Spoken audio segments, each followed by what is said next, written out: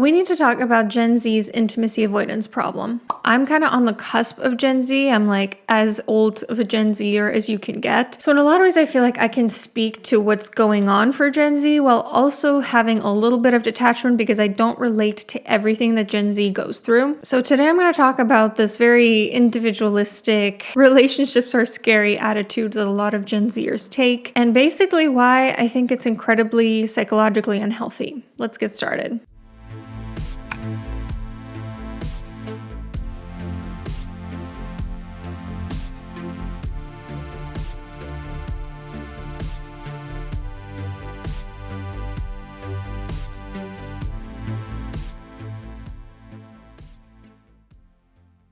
So recently I read this book, iGen, and it was all right. It was kind of about different themes that characterize Gen Z. But one of the themes in particular really stuck out to me, and that was the notion that Gen Z thinks your 20s are for yourself. And particularly they put off a relationship, marriage, and kids as long as humanly possible because these things are seen as somehow impeding their self-development. Let me just read you a couple quotes from some of the Gen Zers that were interviewed as part of this book. Our 20s are meant to be the best years of our lives, the years in which we can be completely selfish, let loose, and ignore the consequences of bad decisions.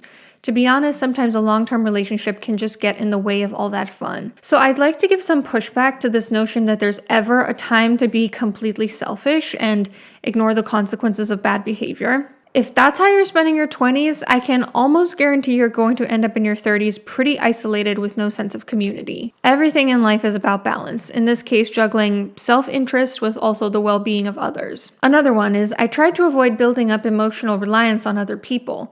I know a lot of people who started dating really, really young and became emotionally reliant on their boyfriend or girlfriend.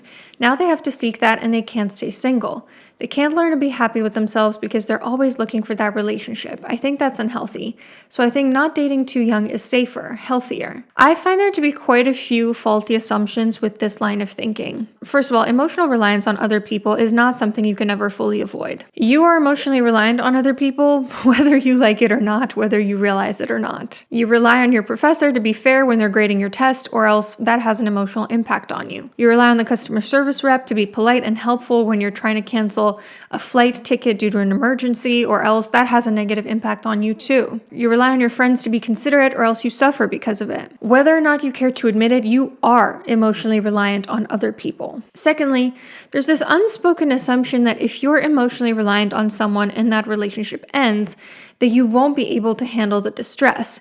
And I think it really speaks to how little Gen Z thinks of their own ability to handle stress. I can't say I'm really surprised because we are fed so much inaccurate BS about how any stress is going to kill us. And it's gotten to the point where I think younger generations genuinely believe that their safety is at risk if they experience any form of discomfort or painful emotion. But the truth is you can be emotionally reliant on someone, have that relationship end, suffer because of it, and survive. And maybe even become a more well-rounded, resilient person because of it and learn something from that experience. The thing is, you can only enrich yourself so much without relationships. The self exists within a system of relationships regardless. So while yes, it's important to do individual work, it's also important to contextualize that individual work within relationships. Another one of the Gen Zers interviewed had said relationships with that level of intimacy are distractions. And I just have to wonder, distractions from what? Making as much money as possible, achieving status in your vocation,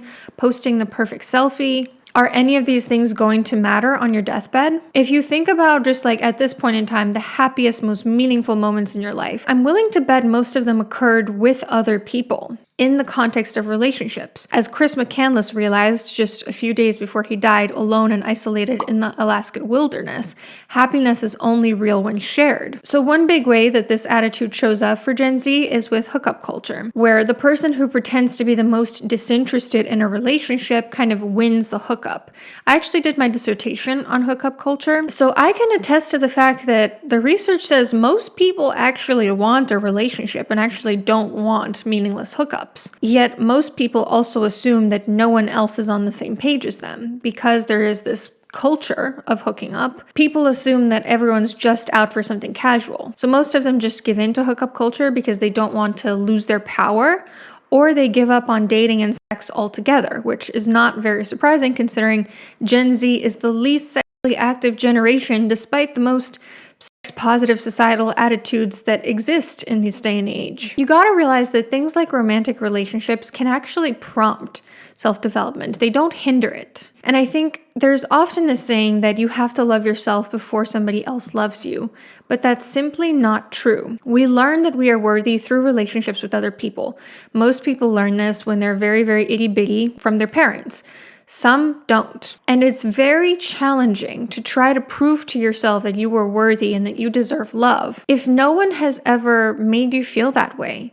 It's going to take a lot longer and it's going to be a lot harder than if you genuinely meet another human being and you connect on a deep level. Friendships and family relationships can also prompt self-development. I think I used to be a little bit conflict avoidant, for example.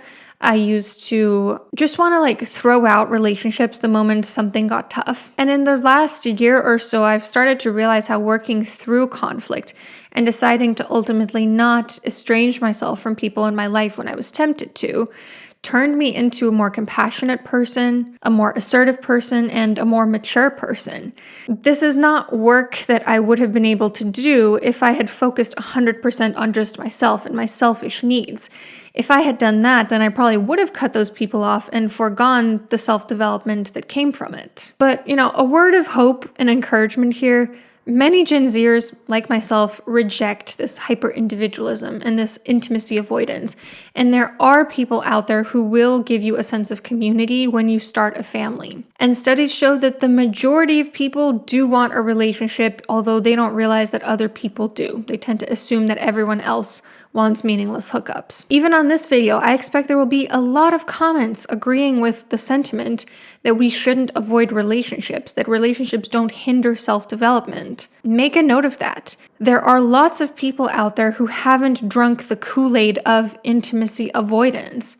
Start seeking them out. Start realizing that they are more common than you think, because this intimacy avoidance is not healthy and it's going to bite my generation in the ass in a few years. So please be careful and please seek out the people that reject that. Hope you have a nice rest of your week and I'll see you soon. Tell